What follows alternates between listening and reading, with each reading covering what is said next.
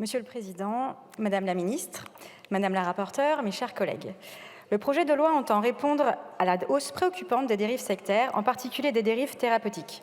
En 2021, la Miviludes a en effet reçu un nombre de saisines indiquant une augmentation de 86% par rapport à 2015. Environ un quart de ces saisines concernaient la santé.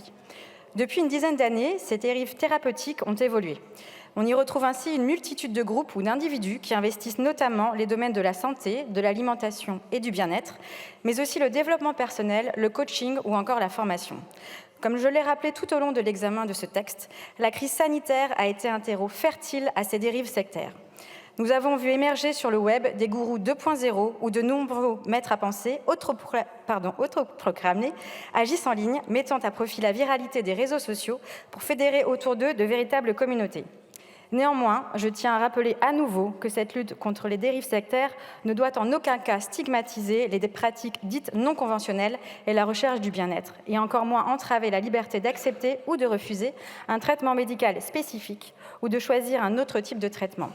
Cela est essentiel à la maîtrise de son propre destin et à l'autonomie personnelle en absence de pression inappropriée. Il est donc nécessaire de protéger les victimes de ces dérives et les praticiens honnêtes en sanctionnant davantage et de manière plus efficace les personnes mal intentionnées. Je me réjouis du maintien de l'article 4 et de la mention aux moyens de pression ou de manœuvres réitérées. En effet, cette lutte contre les dérives sectaires doit être mesurée et ne doit en aucun cas se transformer en chasse aux sorcières. Comme évoqué, les médecines dites non conventionnelles ne sont pas problématiques en soi. Bien au contraire, elles sont même très souvent des compléments essentiels au bien-être des personnes. Néanmoins, il incombe aux praticiens d'informer la personne de toutes les conséquences possibles sur sa santé.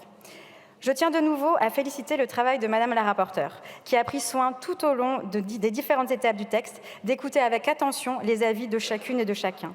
Merci également à Madame la Ministre pour son implication. Les dérives sectaires sont un enjeu majeur de santé publique qui nécessite la pleine mobilisation des élus et des membres du gouvernement.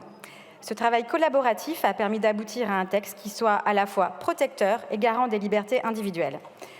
Les nouveaux moyens de communication ayant rendu la lutte contre les dérives sectaires plus difficile, il nous incombe à nous, législateurs, d'éviter au maximum les angles morts.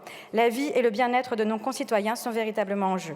Ainsi, et pour toutes les raisons que je viens d'évoquer, le groupe démocrate votera pour ce texte. Je vous remercie.